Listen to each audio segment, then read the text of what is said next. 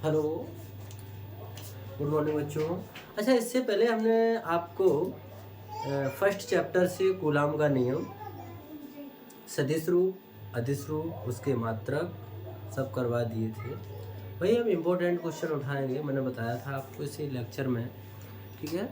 तो इसमें देखेंगे हम सेकंड चैप्टर से, 12th के सेकंड चैप्टर से जो हमारी गॉस की प्रमेय है, इसमें से कुछ इम्पोर्टेंट क्वेश्चन है। जो गॉस की प्रमेय वो भी बनती है बार बार, ठीक है। तो गॉस की प्रमेय के बारे में देखते हैं हम थोड़ा, ठीक है। बहुत ही सिंपल तरीके से समझेंगे, बिल्कुल अपनी भाषा में, ठीक है। बिल्कुल अपनी भाषा में गॉस की प्रमेय को हम एनालाइज करेंगे, ठीक है। देखते हैं ये गॉस की प्रमेय है क्या, ठीक है। तो सबसे पहले देखते हैं इसे हम, क्या है गॉस की प्रमेय। यहाँ पर हेडिंग बनाएंगे हम, गॉस थ्योरम,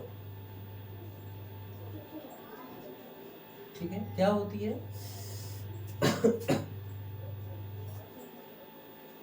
बिल्कुल बंद पृष्ठ होता है,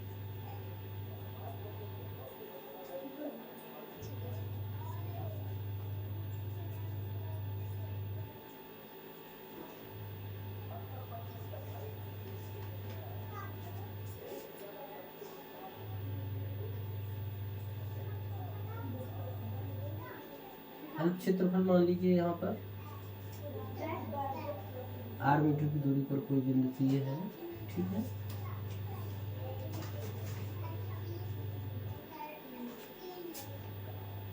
अल्प क्षेत्रफल इसका d है, ठीक है। अच्छा, इसकी जो दिशा होती है वो बाहर की ओर निर्दिष्ट होती है, कॉस थीटा बनता है वेक्टर E, ठीक है।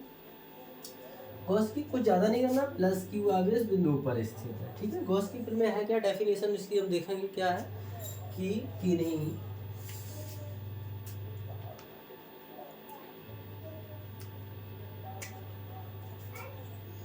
कैसे लिखेंगे ये देखिए, किसी बंद पृष्ठ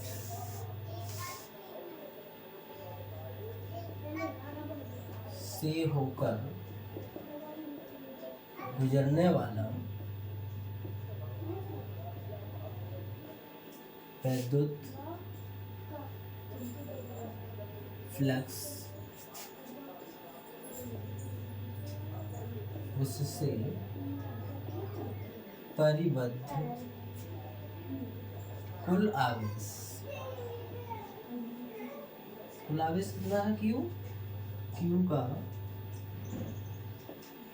1/ε0 गुना होता है,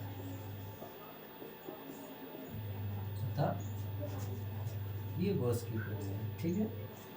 क्या होता है कि जैसे किसी बंद पृष्ठ से होकर गुजरने वाला वैद्युत फ्लक्स उससे परिबद्ध कुल आवेश क्यू का 1/ε0 गुना होता है।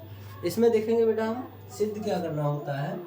गॉस की प्रमेय होती है वेक्टर ई फाई बराबर vector E dot D A vector या क्यू अपॉन ε0, ये हमको प्रूफ करना होता है, ठीक है। तो यहाँ पर हम निगमन करेंगे, डालेंगे यहाँ पर निगमन, ठीक है। क्या डायग्राम पे चलेंगे, माना प्लस क्यू आवेश एक बंद पृष्ठ के भीतर बिंदु पर स्थित है। माना प्लस क्यू आवेश एक बंद पृष्ठ ए के भीतर बिंदु O पर स्थित है, बिंदु O पर स्थित है, ठीक है। O से r मीटर की दूरी पर कोई बिंदु P है, O से r मीटर की दूरी पर कोई बिंदु P, P, ठीक है। जहाँ अल्प क्षेत्रफल कितना है बेटा, अल्प क्षेत्रफल डीए है, तब डीए से होकर गुजरने वाला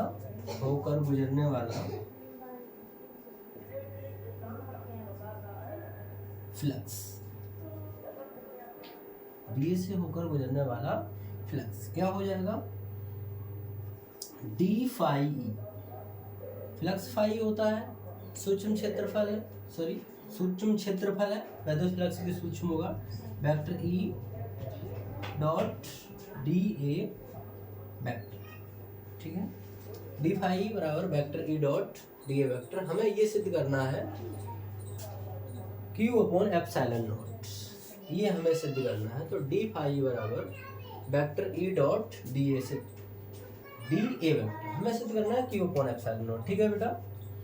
यहाँ पर क्या है कि कोई यहाँ पर जो थीटा कोण बना है वो बाहर की ओर दिष्ट है, ठीक है।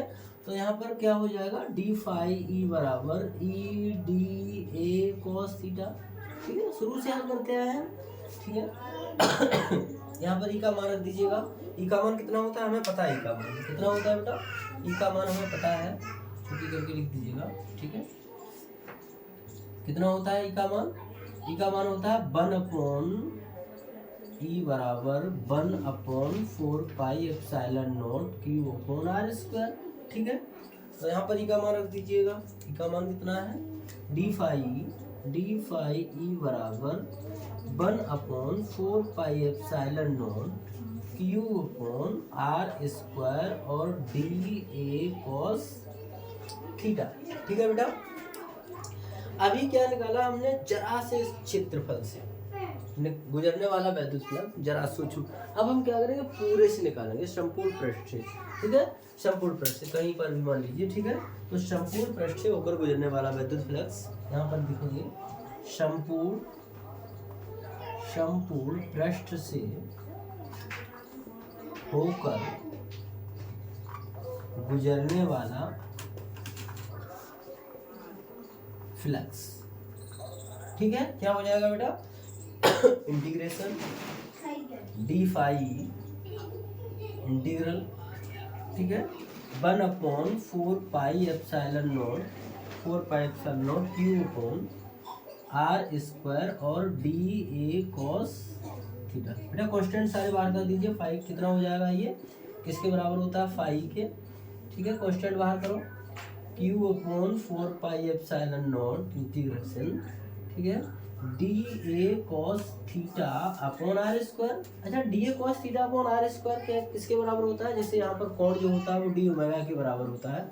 यहाँ पर घन कोण में ये हम हल कर चुके हैं, क्योंकि जो डी ए कॉस थीटा होता है बेटा, D A cos theta upon are square जो बराबर होता है वो डी ओमेगा के बराबर होता है, ठीक है। तो यहाँ पर लिख दीजिएगा फाई बराबर, ये सबको आपको पता है किसके बराबर होता है, D A cos theta upon are square D omega. अभी थोड़ा फास्ट रिवीजन कर लीजिए क्योंकि एग्जाम हमारे सर पे है, ठीक है। तो क्यू अपॉन क्या हो जाएगा, 4 पाई एप्सिलॉन नॉट, ठीक है। इसकी जगह पर हो जाएगा इंटीग्रेशन डी ओमेगा, और जो डी ओमेगा होता है किसके बराबर होता है, डी ओमेगा जो होता है बेटा फाई ई बराबर होता है हमारा Q upon 4 pi epsilon not, ये हो जाएगा। और इसकी जगह पर हम लिखेंगे आपका ओमेगा, और जो ओमेगा होता है 4 पाई के बराबर होता है, ठीक है। फाई बराबर Q upon 4 pi epsilon not, इसकी जगह पे हो जाएगा 4 पाई से 4 पाई कैंसिल हो जाएगा। यहाँ पर लास्ट फाइनल हमारा बनेगा Q upon epsilon not. But बेटा यही हमारा फाइनल आंसर है, यही गॉस की में यही हमें सिद्ध करना था। फाई बराबर Q upon epsilon naught, phi बराबर क्यू अपॉन एप्सिलॉन नॉट, ठीक है। अब इसमें और देखेंगे, तब तक इसे नोट कर लीजिए। और क्वेश्चन आ रहे हैं कुछ, हम क्वेश्चन छांट के लाए हैं, ठीक है। तो बेटा ऐसे नोट कर लीजिए, चाहे स्क्रीनशॉट ले लीजिए, ठीक है। अभी हमने आपकी गॉस की फिल्में करवाई थी, इसमें एक क्वेश्चन और है जो परीक्षा में बार बार पूछा जाता है। ध्यान है कि क्वेश्चन इस तरीके से होता है कि अनंत लंबाई के एक समान सीधे तार के निकट विद्युत क्षेत्र की तीव्रता पूछता है। शायद आप लोगों को याद हो है, सभी ने कंप्लीट किया होगा, पर थोड़ा रिवीजन चल रहा है तो परीक्षा पास में है, इसलिए हम देखेंगे क्या होता है। तो प्रश्न इस तरीके से होता है, याद हो शायद आप लोगों को, कि अनंत लंबाई के एक समान रूप से आवेशित सीधे तार के निकट सीधे सीधे तार के निकट, दिख रहा होगा बेटा, देखो सीधे तार के निकट, सीधे तार के निकट वैद्युत क्षेत्र की तीव्रता, वैद्युत क्षेत्र की तीव्रता ज्ञात करना। ठीक है, ज्ञात करना। ठीक है, शायद ध्यान दिया हो। ठीक है, क्या होता है तार, जैसे एक हमारे पास तार होता है इस तरीके से,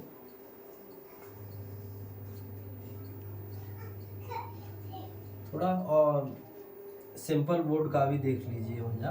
वो लोग क्या करते हैं, सबको सेव करके लाते हैं, खटाक खटाक ये बटन दबाई वो बटन दबाई, पूरा सॉल्यूशन होता है उस पर। अपना यही बिल्कुल ऑफलाइन का आनंद आ रहा होगा आप लोगों को। ये हमारा सीधा तार होता है इस तरीके से, सीधा तार है। ठीक है, आवेशित है। ठीक है, तार जो है वो आवेशित है। ठीक है बेटा, इस तरीके से। यहाँ कहीं निकट की बात कर रहा है, यहाँ कहीं पर मान लीजिए, यहाँ मान लीजिए, यहाँ मान लीजिए, यहाँ पर मान लीजिए। ठीक है, तो निकट, यहाँ पर हमने मान लीजिए बिंदु P है, R मीटर की दूरी पर बिंदु P मान लिया। ठीक है, यहाँ पर विद्युत क्षेत्र की तीव्रता ज्ञात करनी है। ठीक है बेटा, हम क्या करेंगे, जैसे थोड़ा इस तरीके से ध्यान है, कुछ याद आ रहा होगा आप लोगों को बेटा। इस तरीके से तार बनाते हैं हम। ठीक है,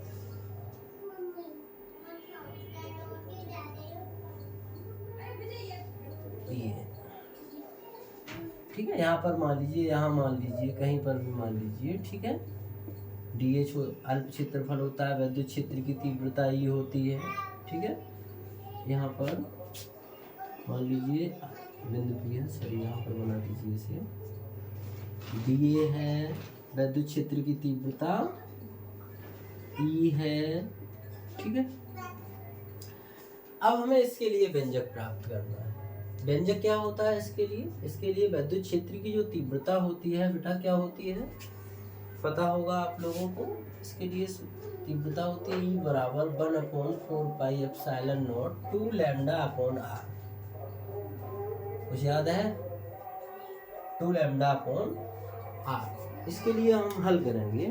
ठीक है, तो सबसे पहले देखेंगे इस पर, देखो बेटा प्लस क्यू आर, तार कैसा होता है लेंथ में होता है, लंबाई का तार है। थोड़ा यहाँ पर लिखेंगे हम कि माना प्लस क्यू आर, माना इस तार की लंबाई L मान लीजिए, तार की लंबाई L मान लीजिए। ठीक है, तो कैसे लिखेंगे, माना L लंबाई के तार पर, ठीक है, प्लस क्यू आवेश एक समान रूप से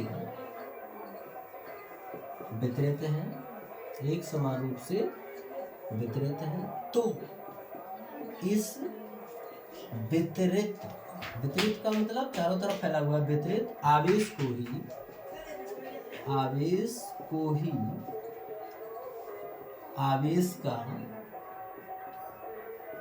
का रेखीय। ठीक है, अगर पृष्ठ होता, कोई प्लेट होती तो हम पृष्ठ घनत्व लिख देते, रेखीय घनत्व कहते हैं। बेटा ये भाषा बहुत जरूरी है लिखना परीक्षा में, ये ध्यान रखना। ठीक है, थोड़ा लिख देना, वैसे नंबर तो मिल ही जाएगा, थोड़ा एग्जामिनर अच्छे नंबर दे देता है भाषा लिखने से, और कोई कारण नहीं होता है भाषा लिखने का। इसे हम कहते हैं, इसे लैम्डा से प्रदर्शित करते हैं। ठीक है, इसे लैम्डा से प्रदर्शित करते हैं। तो लैम्डा बराबर क्या होता है बेटा, Q/A।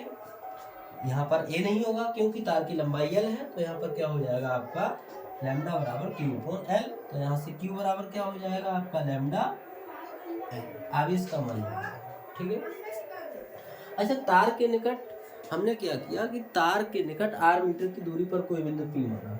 यहाँ पर हमें विद्युत क्षेत्र की तीव्रता निकालनी है। ठीक है, तो तार के निकट हम विद्युत क्षेत्र की तीव्रता निकालेंगे। कैसे हल करेंगे, माना तार से R मीटर की दूरी पर कोई बिंदु P है जहां तीव्रता ज्ञात करनी है ना। वैद्युत क्षेत्र की तीव्रता है बेटा, ठीक है, इलेक्ट्रिक चल रही है, सभी को पता है, जहां तीव्रता ज्ञात करनी है। तब डीए से होकर गुजरने वाला विद्युत फ्लक्स, तब डीए से होकर गुजरने वाला विद्युत फ्लक्स, ठीक है बेटा, क्या हो जाएगा, D phi vector E dot D A vector क्या हो जाएगा, डी फाई, हल करते आए पिछले लेक्चर में हम, E D A cos theta क्या हो जाएगा, E D A cos theta, ठीक है, कोई कोण नहीं बन रहा है, थीटा बराबर 0 हो जाएगा यहाँ पर, ठीक है। तो डी फाई तो क्या हो जाएगा, डी फाई बराबर हो जाएगा आपका ई डी ए, चूंकि लिख दीजिए यहाँ पर, चूंकि थीटा बराबर 0, तो यहाँ पर हो जाएगा आपका कॉस 0 का मान 1 होता है, तो डी फाई बराबर क्या हो जाएगा बेटा यहाँ पर आपका ई डी ए। अब संपूर्ण तार से होकर गुजरने वाला विद्युत फ्लक्स, अब हम कैसे निकालेंगे, पूरे तार से होकर गुजरने वाला विद्युत फ्लक्स निकालेंगे। अभी हमने कोई जगह ले ली थी, सूक्ष्म जगह ले ली थी जरा सी, ठीक है। अब हम क्या करेंगे बेटा, संपूर्ण तार से होकर गुजरने वाला विद्युत फ्लक्स निकालेंगे, ठीक है। तो यहाँ पर लिखेंगे संपूर्ण तार से, या ऐसे लिख दीजिए संपूर्ण तार के लिए क्या हो जाएगा, किसका प्रयोग करते हैं, इंटीग्रेशन का, integration D phi E equal हो जाएगा ई डी ए, ठीक है। तो डी फाई क्या हो जाता है, फाई बराबर हो जाएगा आपका ई और डी ए, ये इंटीग्रेशन डी ए किसके बराबर होता है, फाई बराबर हो जाएगा आपका ई ए, ठीक है। जब ये के बराबर हो जाएगा तो ए क्या है यहाँ पर ए आपका क्या है, क्षेत्रफल है। यहाँ पर देखिए आपका बेलन बन गया है, यहाँ पर क्या बना आपका बेलन, तो बेलन का क्षेत्रफल कितना होता है, बेलन का क्षेत्रफल होता है आपका 2 पाई आर एल, बेलन का जो क्षेत्रफल होता है वो होता है 2 पाई आर एल। तो यहाँ पर लिख सकते हैं फाई बराबर ई इंटू 2 पाई आर एल, ठीक है बेटा, 2 पाई आर एल। फाई बराबर क्या होता है, फ्रॉम गॉस की प्रमेय से देखिए बेटा, यहाँ पर फाई बराबर हो जाएगा इंटू 2 पाई आर एल, हमें निकालना है ई का मान, ठीक है। ई की वैल्यू निकालने के लिए क्या करना पड़ेगा, इसे इधर कर दीजिए, ई बराबर क्या हो जाएगा आपका, ई बराबर हो जाएगा यहाँ से, ठीक है, ई बराबर हो जाएगा फाई ई अपॉन 2 पाई आर एल, ठीक है। फ्रॉम गॉसेस थ्योरम, गॉस की प्रमेय से, चूंकि करके लिख दीजिए यहाँ पर, फाई बराबर क्या होता है, Q upon epsilon naught, phi का मान कितना है, फाई का मान है क्यू अपॉन एप्सिलॉन नॉट, तो फाई की जगह पर हम क्यू अपॉन एप्सिलॉन नॉट लिख सकते हैं। तो ई बराबर हो जाएगा हमारा क्यू अपॉन एप्सिलॉन नॉट, बेटा नीचे आ जाएगा एप्सिलॉन नॉट और 2 पाई आर एल, ठीक है। तो ई बराबर क्या हो जाएगा, क्यू का मान हम निकाल चुके हैं इससे पहले, क्यू बराबर होता है लैम्डा एल, क्यू की जगह पर लिख सकते हैं lambda L upon 2 pi epsilon naught R L, L से एल कैंसिल हो जाएगा, सभी को पता है, ठीक है। तो ई बराबर क्या हो जाएगा आपका, यहाँ पर ई बराबर हो जाएगा lambda upon 2 pi epsilon naught R. अच्छा, इसे क्या करना है, थोड़ा स्टैंडर्ड फॉर्म बना लीजिए। स्टैंडर्ड फॉर्म बनाने के लिए क्या करना पड़ेगा, अगर हम ऊपर नीचे 2 से गुणा कर दें, तो क्या हो जाएगा, ई बराबर हो जाएगा हमारा 2 लैम्डा अपॉन कितना हो जाएगा, 2 दूनी 4 पाई एप्सिलॉन नॉट आर। अच्छा, इसे इस तरीके से भी लिखा जा सकता है और करके, ई बराबर 1 अपॉन 4 पाई एप्सिलॉन नॉट, ये हो गया ना, 1 अपॉन 4 पाई एप्सिलॉन नॉट, ऐसे करके लिख सकते हैं यहाँ पर, इंटू 2 लैम्डा अपॉन आर, ठीक है, 2 लैम्डा अपॉन आर, ठीक है, न्यूटन प्रति कूलम। देखिए, अनंत लंबाई के सीधे तार के निकट ये हमने आपको कंप्लीट करवाया है, ठीक है। और इसे थोड़ा तैयार कर लेना, परीक्षा में आने के इसके चांस रहते हैं। बहुत ही अच्छा क्वेश्चन है, बार बार परीक्षा में यही पूछा जाता है। ठीक है, तो बच्चों इसे नोट कर लीजिए। आगे आने वाले वीडियो में ऐसे ही क्वेश्चन आपको लगातार मिलते रहेंगे। ठीक है, इसे बहुत ही अच्छी तरीके से पढ़ना है, बिल्कुल टेंशन नहीं लेना, बिल्कुल टेंशन फ्री होकर पढ़ना है। ठीक है, पेशेंस रख के पढ़िए। आगे वाले वीडियो में कुछ और क्वेश्चंस बचे हैं, वो और करवाएंगे इस चैप्टर से। ठीक है, तो इसे नोट कर लीजिए बच्चों। ठीक है, ठीक है बेटा, अगला क्वेश्चन है आपका अनंत विस्तार की एक समान आवेशित चादर के निकट या प्लेट के निकट। प्रश्न इस तरीके से है कि अनंत विस्तार की एक समान आवेशित अनंत विस्तार की एक समान आवेशित चादर लिख दीजिए, प्लेट लिख दीजिए, चादर के निकट वैद्युत क्षेत्र की तीव्रता, वैद्युत क्षेत्र की तीव्रता। ठीक है बेटा, वैद्युत क्षेत्र की तीव्रता। ठीक है, तीव्रता निकालेंगे हम।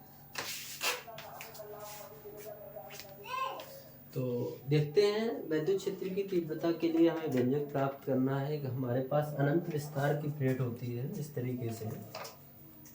ठीक है, देखियो, ये हमारे पास प्लेट है, ये प्लेट है,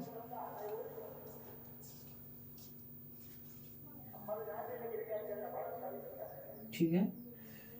तो चादर के निकट यहाँ मान लीजिए, यहाँ मान लीजिए, यहाँ मान लीजिए, कहीं पर भी मान लीजिए, चादर के निकट हमें निकालनी है वैद्युत क्षेत्र की तीव्रता। ठीक है, ये ध्यान रखना, आवेशित है प्लेट। प्लेट कैसी है बेटा?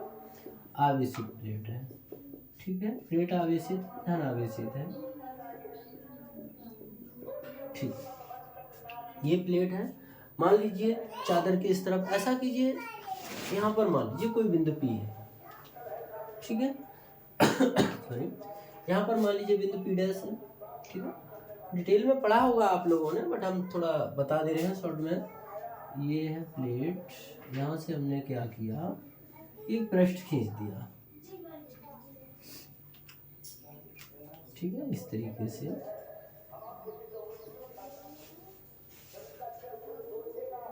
ये ध्यान रखना। मान लीजिए इसका एरिया यहाँ पर अल्प क्षेत्रफल मान लिया DA है, यहाँ पर DA डैश है, कुछ भी मान लीजिए, अल्प क्षेत्रफल DA डैश है, P डैश है। और एक बात ध्यान रखना, प्लेट के अंदर हमेशा वैद्युत क्षेत्र की तीव्रता 0 रहती है। ये ध्यान रखना, प्लेट के अंदर हमेशा वैद्युत क्षेत्र की तीव्रता 0 रहती है। ठीक है अब इसके लिए हम हल करेंगे। ठीक है, तो मान लीजिए, थोड़ा शॉर्ट में लिख दे रहे हैं, माना अनंत विस्तार की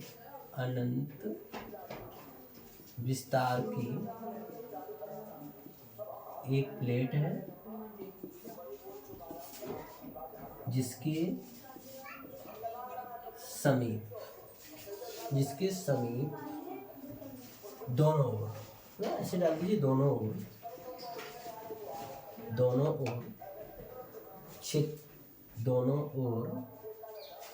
R मीटर की दूरी पर मान लीजिए, दोनों ओर प्लेट के समीप लिखा है, समीप दोनों। तो वीडियो हटाया हमने, गड़बड़ करी।